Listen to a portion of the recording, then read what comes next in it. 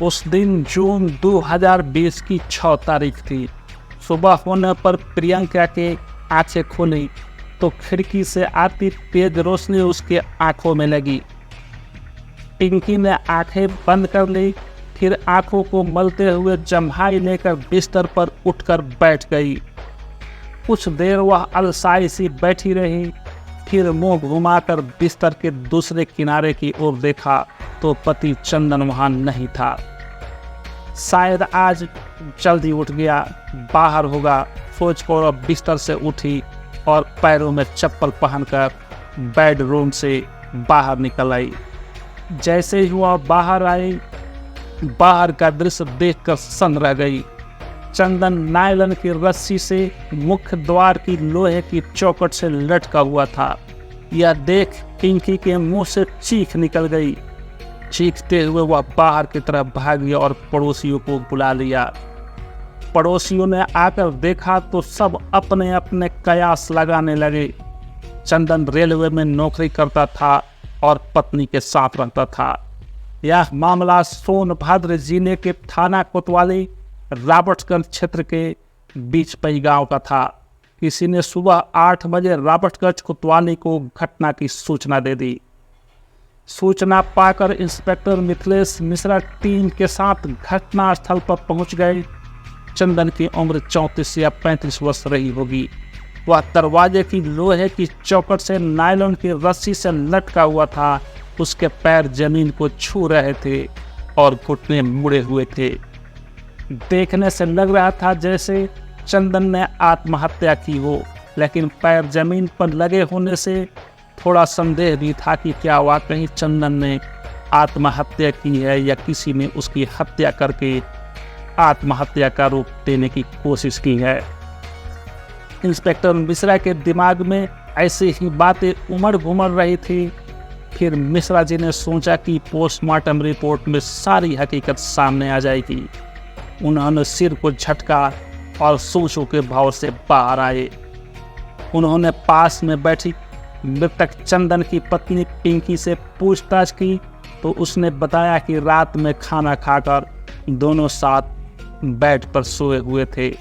सुबह उसकी आंख खुली तो चंदन बेड पर नहीं था। वह बाहर आई तो चंदन को इस हालत में चौखट से लटकते हुए पाया। इंस्पेक्टर मिथिलेश मिश्रा ने उससे विस्तृत से पूछताछ की तो पता चला कि वह चंदन के साथ जिस मकान में रह रही थी वह पिंकी के पिता परमेश्वर भारती का था। वह खुद बीजपुर में रहते हैं। पिंकी और चंदन के दोनों बच्चे भी अपने नाना के पास रह रहे थे। पति पत्नी के अलावा उस मकान में कोई नहीं रहता था।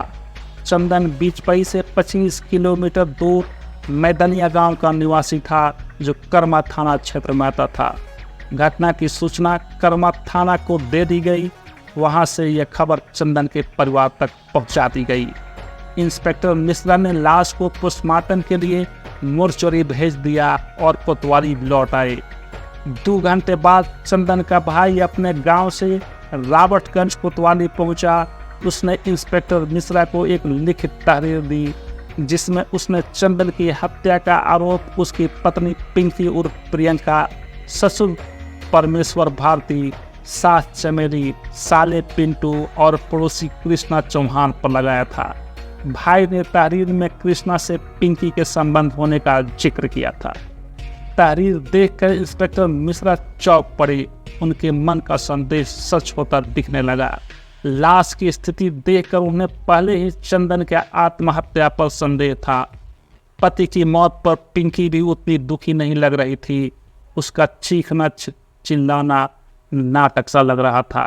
खैर, अब इंस्पेक्टर मिश्रा को पोस्टमार्टम रिपोर्ट के आने का इंतजार था। शाम को जब पोस्टमार्टम आई तो उसमें चंदन की हत्या किए जाने की पुष्टि हो गई। इसके बाद इंस्पेक्टर मिश्रा ने चंदन की लिखित तहरीर के आधार पर पिंकी, कृष्णा चौहान, परमेश्वर भारती, चमेली और पिंटू के खिलाफ भारतीय दंड विधान की धारा 302/201 के तहत मुकदमा दर्ज कर लिया। इंस्पेक्टर मिथिलेश मिश्रा ने केस की जांच शुरू करते हुए कृष्णा चौहान उर्फ किशन के बारे में पता किया तो जानकारी मिली कि वह आपराधिक प्रवृत्ति का था। बिचपई में वह पिंकी के घर के पड़ोस में अपनी मां के साथ किराए पर रहता था। जांच के दौरान पूछताछ में यह भी पता चला कि कृष्णा का पिंकी के घर काफी आना जाना था। वह घर से गायब भी था। पिंकी और कृष्णा की कॉल डिटेल्स निकलवाई गई तो उससे भी दोनों के संबंधों की पुष्टि हो गई। इसके बाद इंस्पेक्टर मिश्रा किशन और कृष्णा की गिरफ्तारी के प्रयास में लग गए। 11 जून को उन्होंने मुखबिर की सूचना पर रॉबर्टगंज के रोडवेज बस स्टैंड से किशन और प्रियंका को गिरफ्तार कर लिया। भेद खुल जाने की आशंका से प्रियंका किशन के साथ कहीं भाग जाने की फिराक में थी, लेकिन पकड़ी गई। कोतवाली लाकर जब दोनों से कड़ाई से पूछताछ की गई तो दोनों ने चंदन की हत्या का जुर्म स्वीकार कर लिया और हत्या करने के पीछे पूरी कहानी बयां कर दी। उत्तर प्रदेश के जिला सोनभद्र के थाना कर्मा क्षेत्र के मैदनिया गांव में शंकर भारती रहते थे। वह रेलवे में थे।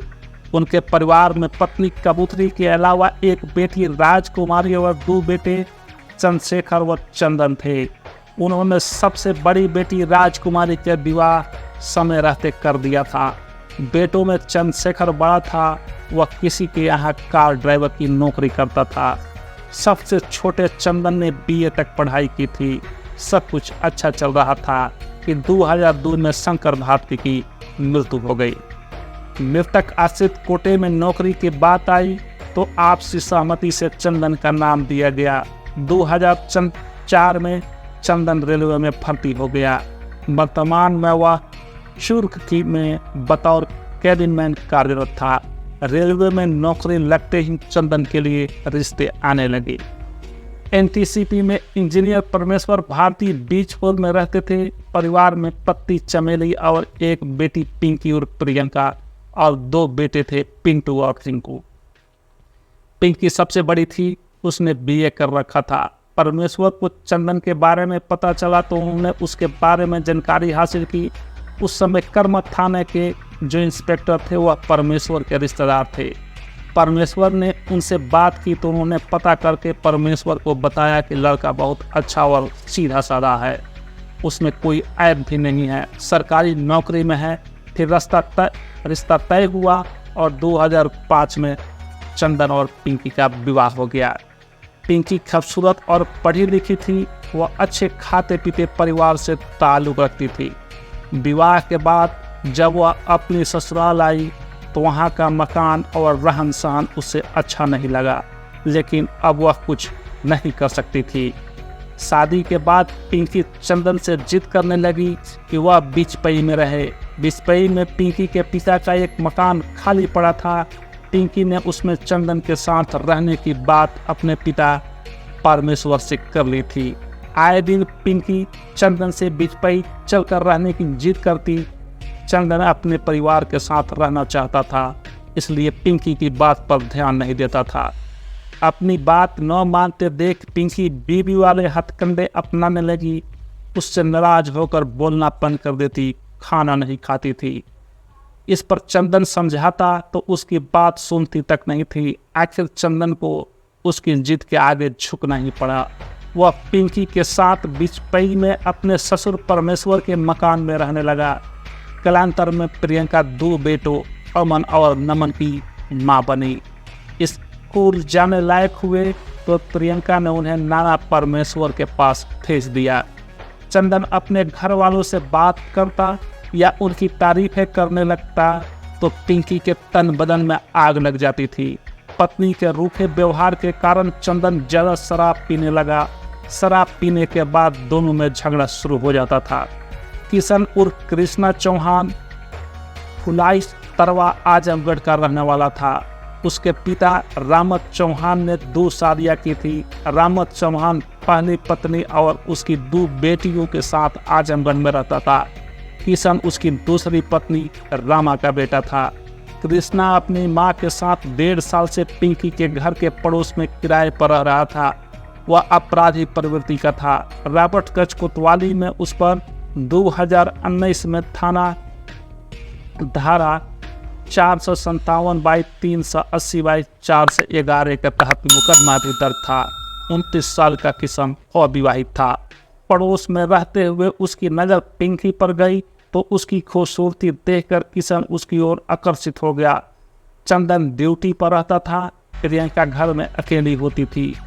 पड़ोसी होने के नाते पिंकी और किशन एक दूसरे को जानते थे, पर अभी तक बात बनी नहीं हुई थी। दोनों की नज़र एक दूसरे पर पड़ती तो जल्दी नहीं हटती थी।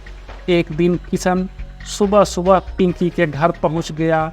हमेशा की तरह पिंकी उस समय भी अकेली थी। दरवाज़ा खटखटाने पर पिंकी ने दरवाज़ा खोला तो किशन को खड़े पाया और मुंह से निकला, अरे आप? जी, मैं आपका पड़ोसी किशन, जानती हूँ आपको, बताने की जरूरत नहीं। पिंकी ने मुस्कुरा कर कहा, अरे अंदर आइए, बाहर क्यों खड़े हैं? औपचारिकतावश पिंकी ने कहा तो किशन बोला, चाय बनाने जा रहा था तो देखा चीनी नहीं है, अभी दुकानें भी नहीं खुली हैं, फिर सोचा पड़ोसी ही पड़ोसी के काम आता है, इसलिए आपके पास चला आया। इस बहाने आपसे परिचय भी हो जाएगा। अच्छा किया, अब मैं खुद आपको चाय बनाकर पिलाती हूँ, उसके बाद आप चीनी भी ले जाइएगा। कहकर पिंकी ने उसे कुर्सी पर बैठाया और खुद चाय बनाने किचन में चली गई। किशन जिस जगह कुर्सी पर बैठा था ठीक उसी के सामने किशन थी। किशन चाय बनाती पिंकी के पीछे से ताड़ रहा था। पिंकी के शरीर की बेहतरीन बनावट उसकी आंखों में प्यार जगा रही थी। इसी बीच पिंकी ने पलटकर उसकी ओर देखा तो उसे अपनी ओर देखते पाया। एकाएक दोनों की आंखें मिली तो होंठ खिल उठे। चाय के कप ट्रे में रखकर पिंकी किचन से बाहर आई और ट्रे मेज पर रखकर किशन को चाय देते हुए पूछा, आप लोग कुछ समय पहले यहाँ रहने आए हैं या इससे पहले कहाँ रहते थे? भाभी, मैं पहले आजमगढ़ में रहता था, वहाँ मेरे पिता रहते हैं, यहाँ मैं अपनी माँ के साथ रहता हूँ। फिर चाय का घूंट भरते हुए किशन पिंकी की तारीफ करते हुए बोला, वाह, आप चाय बहुत बढ़िया बनाती हैं, तारीफ के लिए शुक्रिया। तारीफ सुनकर पिंकी खुशी से बोली।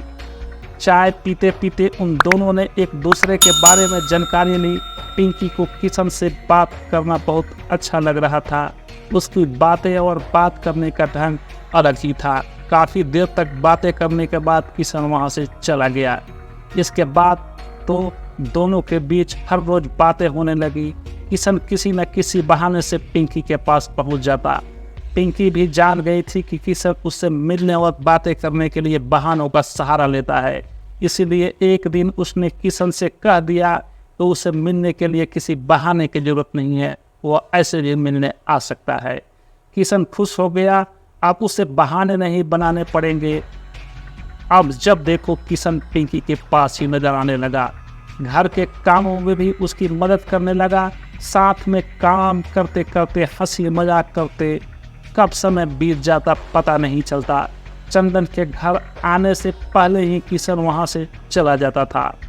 कुछ ही दिनों में दोनों काफी घुल मिल गए। दोनों के एक दूसरे के बिना कुछ अच्छा नहीं लगता था। किशन तो जानता था कि वह पिंकी को जी जान से चाहने लगा है, लेकिन अब पिंकी को भी एहसास होने लगा कि किशन चुपके से आकर किसी तरह उसकी ज़िंदगी बन गया, उसके दिलो दिमाग पर छा गया। पिंकी के दिमाग में सिर्फ उसकी बातें ही घूमती रहती थी। किशन पिंकी के दिलो दिमाग पर ऐसा छाया कि वह भी उसकी ओर खींचने लगी। जब प्यार का एहसास हुआ तो वह भी किशन से मजाक करके लिपटने चिपटने लगी। पिंकी का ऐसा करना किशन के लिए शुभ संकेत था कि वह उसके ही होने के लिए बेताब है। एक दिन दोनों पास पास बैठे किशन की लाई आइसक्रीम खा रहे थे। किशन ने अपनी आइसक्रीम खाई तो उसने ऐसा मुंह बनाया जैसे उसे आइसक्रीम अच्छी न लगी हो। फिर उसने पिंकी की आइसक्रीम की ओर देखा और तेजी उससे उसका हाथ पकड़कर उसकी आइसक्रीम की एक बाइट खा ली। किशन की इस हरकत पर पिंकी बहुत चक्की रह गई। फिर शरारती अंदाज में उसकी पीठ पर प्यार से धौले जमाने लगी। उसके इस अंदाज से किशन हंसने लगा। फिर बोला, आपकी आइसक्रीम सच में बहुत मीठी है। पिंकी उससे नाराज होने की बात कहकर चुपचाप बैठ गई तो किशन की नज़र पिंकी के पिंक लिप्स पर गई, जहाँ कुछ आइसक्रीम लगी हुई थी। उसे शरारत सूझी। वह अपने चेहरे को पिंकी के चेहरे के पास ले गया और उसके चेहरे को अपने हाथों में लेकर उसके पिंक लिप्स को अपने होठों से चाट लिया। इस शरारत से पिंकी अचंभित रह गई, लेकिन इस हरकत ने उसके शरीर में आग भरने का काम किया। किशन भी अपने आप को नहीं रोक पाया। वह बराबर पिंकी के लिप्स को चूसने लगा तो पिंकी ने मस्त होकर आंखें मूंद ली। इसके बाद तो उनके बीच वही हुआ जो अक्सर उन्माद के क्षणों में होता है। दोनों बहके तो ऐसे फिसले कि अपनी इच्छा पूरी करने के बाद ही अलग हुए। उनके बीच एक बार जो अनैतिक रिश्ता बना तो वह बार बार दोहराए जाने लगा, लेकिन ऐसे रिश्ते की सच्चाई अधिक दिनों तक छिपी नहीं रह पाती। एक दिन चंदन ने दोनों को रंगे हाथों पकड़ लिया। इसके बाद किशन तो वहाँ से चला गया, लेकिन चंदन ने पिंकी को जमकर पीटा, साथ ही आगे से ऐसी नापाक हरकत न करने की हिदायत दी। पिंकी के इस गलत कदम से चंदन परेशान रहने लगा। उसकी अपने भाई चंद्रशेखर से बात होती रहती थी। उसने भाई को भी पिंकी के किशन से अवैध संबंध के बारे में बता दिया। दूसरी ओर पिंकी पर चंदन द्वारा की गई पिटाई और हिदायत का कोई असर नहीं हुआ। वैसे भी चंदन हर वक्त घर पर नहीं रह सकता था। इसके अलावा घर में पिंकी पर नज़र रखने वाला कोई नहीं था। पिंकी पहले की तरह ही किशन के साथ रंगरेलियां बनाती रही। वह चाहती थी कि उसके और किशन के रिश्ते पर कोई तर्क वितर्क न करे। 5-6 जून की रात किशन और पिंकी रंगरेलियां मना रहे थे कि रात 12 बजे चंदन घर लौट आया। उसने पिंकी और किशन को एक साथ आपत्तिजनक हालत में देख लिया तो वह उनके झगड़ने लगा। इस पर किशन ने पिंकी से कहा कि आज इसका काम खत्म कर देते हैं। पिंकी भी उसकी बात से सहमत थी, इसलिए उसका साथ देने लगी। वह घर में पड़ी नायलॉन की रस्सी उठा लाई। दोनों ने मिलकर रस्सी से चंदन का गला घोट दिया, जिससे उसकी मौत हो गई। चंदन की हत्या करने के बाद दोनों ने उसकी लाश को नायलॉन की रस्सी से बांधकर घर की लोहे की चौखट से लटका दिया, जिससे यह लगे कि चंदन ने आत्महत्या की है। इसके बाद किशन वहाँ से भाग गया। सुबह जब पुलिस आई तो पिंकी ने उसके आत्महत्या कर लेने की बात ही बताई, लेकिन इन दोनों की चाल काम ना आई और दोनों पकड़े गए। आवश्यक कानूनी पढ़ा लिखा पढ़ी करके दोनों को न्यायालय में पेश कर जेल भेज दिया गया।